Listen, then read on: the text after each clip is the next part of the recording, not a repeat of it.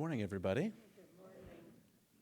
My name's Matthew Laidlaw, and I want to begin by sharing a brief section from a poem that will serve as a bit of a bookend to what I'd like to share this morning. So it's found on your little order or bulletin that you have with you, and it's from A Great Wagon by Rumi, the ancient Sufi mystic teacher poet. Out beyond ideas of wrongdoing and right doing, there's a field. I'll meet you there.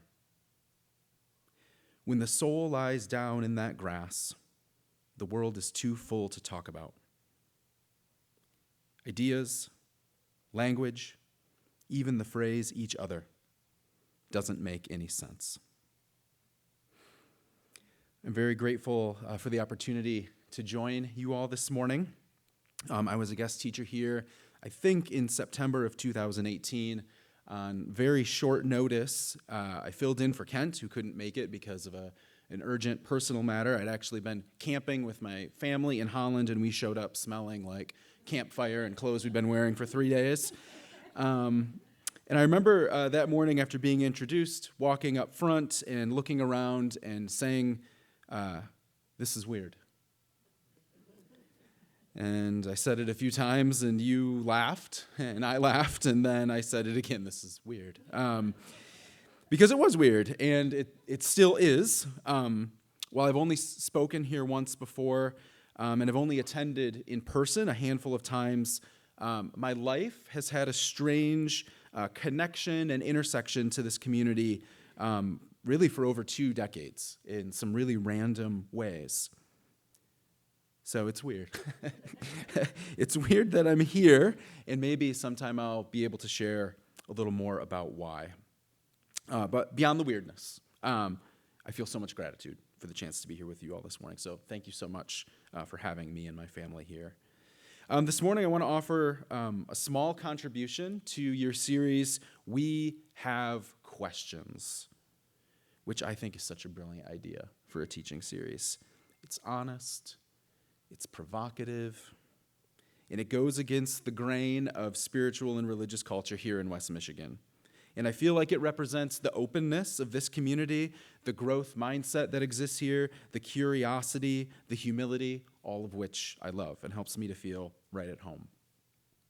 During this series, you've all grappled with some really important questions. How do we best live a fulfilling life? What if there's no evil source for the cruelty we impose on each other? Where do we go from here? How do I travel responsibly? What if this isn't a problem? What do the margins teach us? What happens when old maps no longer work? What's the point of the religious life? Is the unconscious real? Does beauty matter? How do we grow into ancestors? What do we mean by trauma? Do we even know what we mean by God anymore? You know, keeping it light here at C3. These are just some of the questions from the past 9 months on the journey you've all been on, posed by Kent and by others. These are good questions. But I think there's one glaring, vital, existential question that so many of us have right now, and that yet hasn't been addressed by this community. One question that is so important, it might feel like the fate of the universe is hanging in the balance. Is it cake? Is it cake? Is it cake? Now, for a few of you, this might likely be a familiar question. But I'm wondering if for most of us, you're wondering what's happening right now. Is the fate of the universe really hanging in the balance based on this question? Is it cake? So let's get all caught up together, okay? So on March 18, 2022, the show Is It Cake premiered on Netflix. Here's the listed description of the show. Mikey Day hosts a baking contest during which skilled artists create mouth-watering replicas of handbags, sewing machines, and other objects. That's the description of the show. And then what happens after these cake artists make their replicas of everyday items? Contestants on the show have to guess whether or not the object is cake. Is that a handbag? Or is that a replica of a handbag made out of cake? And once the contestants, usually like random people or like B-level celebrities or like C-level celebrities, once all these contests have placed their guess, the host, Mikey Day, who's also a cast member on Saturday Night Live, he takes out a giant knife and slices into the object. And in that moment, you discover whether or not it's in fact a $1,000 purse or an amazingly decorated cake. And that's it. That's the show. How many of us have seen the show? A few of us. My kids are back raising their hands real high, okay? Here's the thing. People really like this show. It's supremely popular with a bit of a niche following. In fact, they've released 2 seasons of this show now. Now, I didn't come to C3 just to be an Is It Cake brand ambassador. And I want to be clear that I'm not receiving any financial compensation from Netflix for talking about this.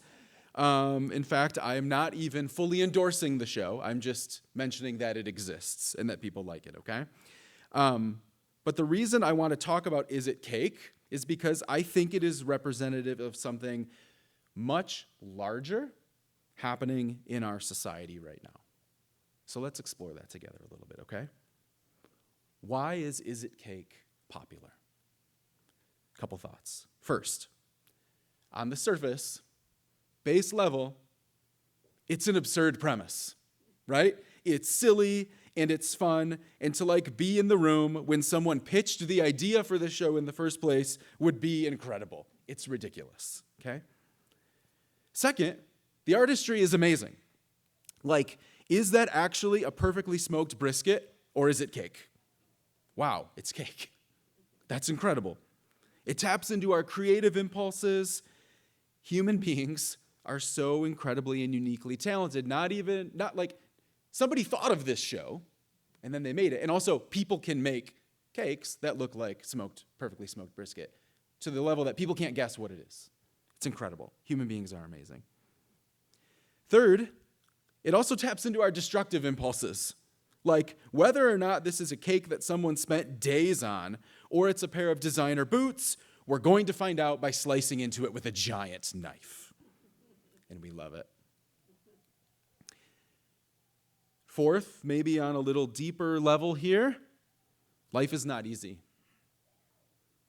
It's hard work being a human being. Our days are filled with meetings and emails and texts and doctor's appointments and paying bills and shuttling kids around like we're their personal Uber drivers and arguments and preparing meals and injuries and illness and exercise and beauty and pain and hope and despair and having to make difficult decisions. And at the end of the day, kicking back, numbing out, and just having to decide whether or not something is cake feels really nice and relaxing. And finally, on a much deeper level, I think the premise of Is It Cake taps into something within us on a primal level, like baseline human consciousness, foundational aspect of human evolution. And that's what I want to explore for a few minutes. Because throughout most of human history, humans have survived by asking and answering questions like, is it cake? Is it cake or is it not cake? Is this food or is this not food? Because if I'm wrong, I'm going to die. Is this safe or is this not safe? Can I trust this person? Can I not trust this person? Is this person part of my tribe or is this person not a part of my tribe? Is this person my friend or is this person my enemy? From an evolutionary perspective, this kind of is it cake, is it not cake, in, out, black, white, up, down, left, right, binary approach to the world is what has kept us alive. We would not have survived as a species if we didn't operate fundamentally from that level of consciousness and how we interacted with the world. We had to see the world this way. In fact, this is how most kids see the world, which is probably why they like the show Is It Cake? When kids line up their action figures on the floor or their cars on the floor, there's usually two sides, right? The good guys, the bad guys. Cake, not cake. The Is It Cake way of thinking reflects baseline human consciousness, not just like at the origin of the human species, but also like the origins of each of our lives. This is how we operated, most of us, when we were young. What's also true is that it's not just our ancestors who saw the world this way in order to survive, and it's not just our children who naturally see the world this way. Many of us, most of us, still see the world this way because as a species and as individuals, we're all still in the process of growing up. And we force and filter most of our experiences into this binary way of thinking. Cake, not cake. Left, right. Black, white. Progressive, conservative. Republican, Democrat. Racist, anti-racist. In, out. Good, evil. With us, against us. Right, wrong. In news sources, in religion, in social media, in politics, and every algorithm we inhabit are all appealing to this baseline level of human consciousness, inviting to see the world in one of these two categories, and often pressuring us to take a stand or a stance or a position in one of these two categories. And just like it did for our ancestors, this way of seeing the world is providing clarity and certainty in belonging, in safety. But also, the Is It Cake way of seeing the world that helped us evolve and kept us alive, I think is now also threatening to destroy us. Because what's true is that some things are either cake or not cake. It's either brisket or it's not, right? It's either cake or it's not. But what's also true is that most things, much of life in the modern world, doesn't actually quite fit neatly into a cake or not cake sort of category. Most people, in fact, I'll say all people, cannot be reduced or simplified into a cake or not cake sort of category. And this isn't like a both sidesism or like a false moral equivalence. It's the recognition that many things in life aren't actually clear. They aren't as clear as like what our baseline consciousness is intuiting to us, and it's not as clear as what everything outside of us is trying to tell us that it is. Even when something is clear to most of us, it still transcends those two simple categories. If we want to keep it to food, I was eating lunch with somebody a few months ago, and there was a debate at the lunch table going on about whether or not a Pop-Tart is ravioli. That they had figured out that like all foods could be like reduced to like 3 or 4 categories: sandwiches, ravioli, and like something else. I'm misrepresenting this conversation. But it was like, a Pop-Tart is a ravioli. And it was like, okay, maybe. And there was a very animated lunch conversation. It was interesting. One of the more interesting lunch conversations I'd had in a while. But even if we can agree that a Pop-Tart is a ravioli, it's still not that simple, right? It's still more than that. I don't believe that ultimate reality, the actual world we inhabit, the actual people we encounter, can be reduced to cake or not cake. I don't think it can be broken down that simply. Here's what I mean. So I want to invite you to take your finger and point it up at the ceiling. Find a spot somewhere on the ceiling where you can point your finger and just keep it pointed in that area. And I want to invite you to start turning your finger sort of around the spot you identify in a clockwise direction, like a loop. So pick a light or a dot on the ceiling tile or an intersection of the trim, and just circle it in a clockwise direction, like a loop. And keep spinning, and make sure you're spinning clockwise. Okay, which direction is your finger spinning? Tell me. Clockwise? Okay. You sure about that? Okay, I want you to keep spinning in the same direction. This is where things get challenging, so bear with me here, okay? Keep spinning in the same direction, but as you keep spinning, I want you to lower your hand slowly.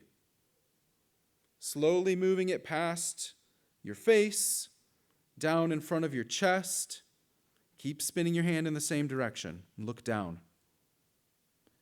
Which way is your hand rotating? Now look down like this. Look at me. Keep it spinning the same direction. Which way is it spinning now? Which way is your finger spinning? Counterclockwise.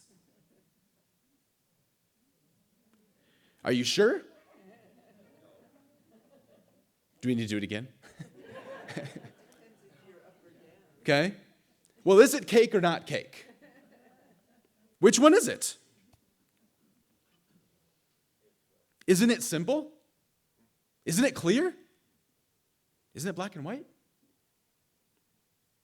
If you're willing and you're able, stand up where you are for a moment.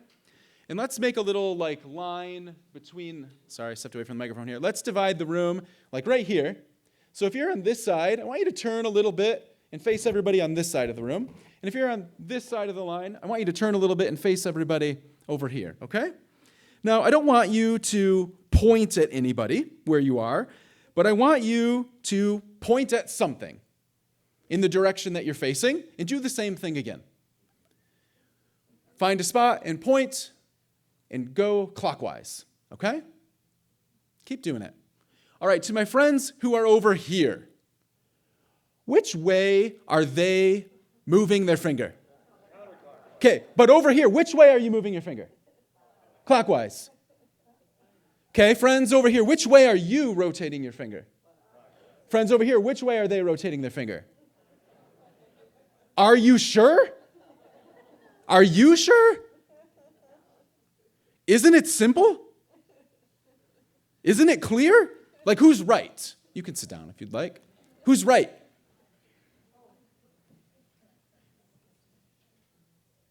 Now, the only way to resolve this is for each side of the room to start their own religion and political party and cable news station to prove how right you are so it would be clear and simple and safe so that you can belong and so that you can, with a clear conscience, dehumanize the other side in your certainty about the fact that you are rotating your finger clockwise. Right? The is it cake way of seeing the world, I don't think actually works on a functional level in the world we're living in right now. I think it's threatening to destroy us. And I'm not telling you anything that you don't already know. But friends, this is why I think a community like C3 is so important. Why I think it's so necessary for a community like C3 to exist, and why we need more communities like C3 in the world. Because we can all do our own personal work of learning and growing, of participating in practices that help us experience our own transformation. We can do our own work of trying to transcend an is-it-cake way of seeing the world. We can sit on our mats and meditate until we are levitating and try and transcend and achieve non-dual consciousness, and we should all do that. We should pursue that. It's important, and it's vital work.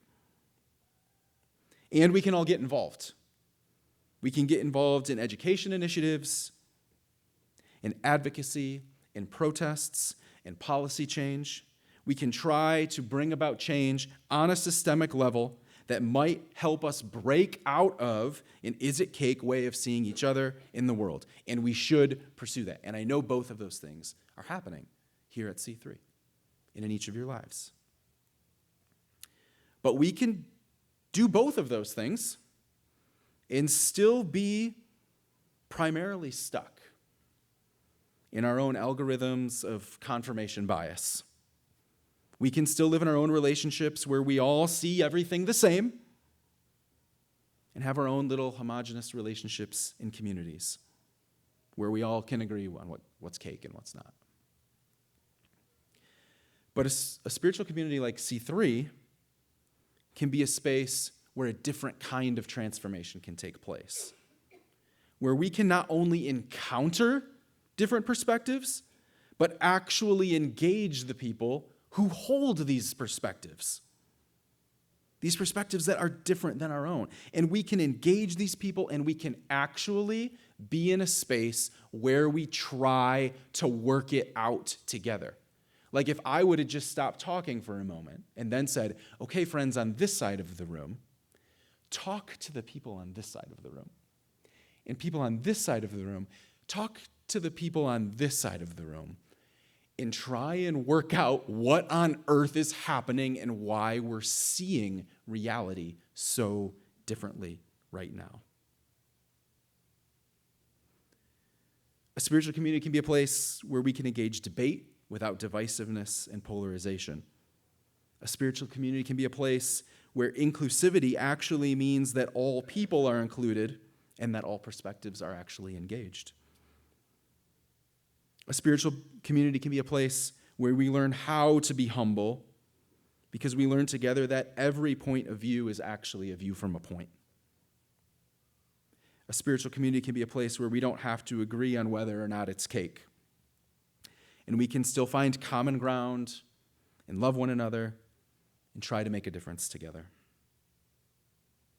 A spiritual community can be a place where we rehumanize rather than dehumanize, where we can figure out what it means to be a human being in relationship with other human beings, regardless of our perspectives, and because of our differing perspectives. I help lead a small spiritual community in Grand Rapids that, in a lot of ways, feels similar to C3. And I know that the past few years haven't been easy for communities like ours. The bigger conversations in the world around us, the is it cake rigidity of seeing the world in that way has made it difficult to hold things together. And, oh yeah, COVID happened too. It's taken its toll. Budgets are tight. Participation is sporadic. It's hard for a community to even know sort of who we are in a moment like this, who's really a part of this thing. And all of you at C3 here are in the middle of some transitions in leadership. There's some unknowns, and some of you might be feeling uneasy or unsure about the future here. That would be understandable.